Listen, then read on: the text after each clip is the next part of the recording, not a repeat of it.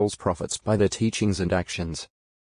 Yes, Jesus explains, it is not simply what a person says that makes him his disciple but also what he does. Some people claim that Jesus is their Lord, but what if they are not doing God's will? Jesus says, I will declare to them, I never knew you. Get away from me, you workers of lawlessness. Matthew 7:23. Concluding his sermon, Jesus declares, everyone who hears these sayings of mine and does them will be like a discreet man who built his house on the rock. And the rain poured down and the floods came and the winds blew and lashed against that house, but it did not cave in, for it had been founded on the rock. Matthew 7:24-25. Why did the house stand? Because the man dug and went down deep and laid a foundation on the rock. Luke 6:48. So more is involved than just hearing Jesus' words. We must exert ourselves to do them. What, though, about the one hearing these sayings but not doing them?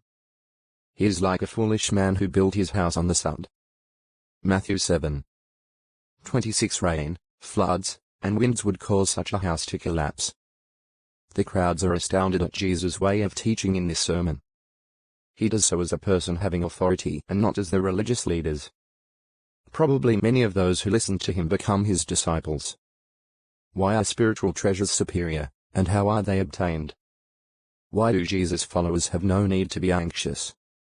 What does Jesus say about judging others, yet why do we need to make some judgments at times? What does Jesus further say about prayer, and what rule of conduct does he give? How does Jesus show that being his disciple is not easy, and that being misled is a danger? 91. A centurion shows great faith. Matthew 8:5-13. Luke 7:1-10. After giving his Sermon on the Mount, Jesus goes to the city of Capernaum. Here some elders of the Jews approach him. They have been sent by a man of a different background. A Roman army officer, a centurion. The army officer's beloved servant is seriously ill and about to die. Though the centurion is a Gentile, he is seeking Jesus' help. The Jews tell Jesus that the man's servant is laid up in the house with paralysis, and he is suffering terribly, perhaps being in great pain. Matthew 8:6. The Jewish elders assure Jesus that this centurion is worthy of being granted this help, explaining, he loves our nation and he himself built our synagogue. Luke 7:4-5. Soon, Jesus leaves with the elders for the army officer's house. As they near it, the officer sends out friends to say, Sir, do not bother, for I am not worthy to have you come under my roof. That is why I did not consider myself worthy to come to you. Luke 7:6-7. What a humble expression from someone used to giving orders. And it shows how different this man is from Romans who treat slaves harshly. Matthew 8:9. The centurion no doubt is aware that Jews avoid fellowshipping with non-Jews. Acts 10:28. Perhaps with this in mind, the officer has his friends urge Jesus, say the word, and let my servant be healed.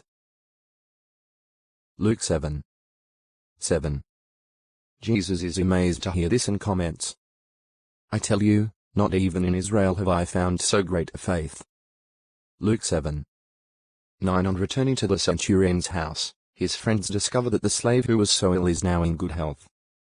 Once Jesus has performed that healing, he uses the occasion to confirm that non-Jews of faith will be favored with blessings, saying, many from east and west will come and recline at the table with Abraham and Isaac and Jacob in the kingdom of the heavens. What about faithless Jews? Jesus says that they will be thrown into the darkness outside.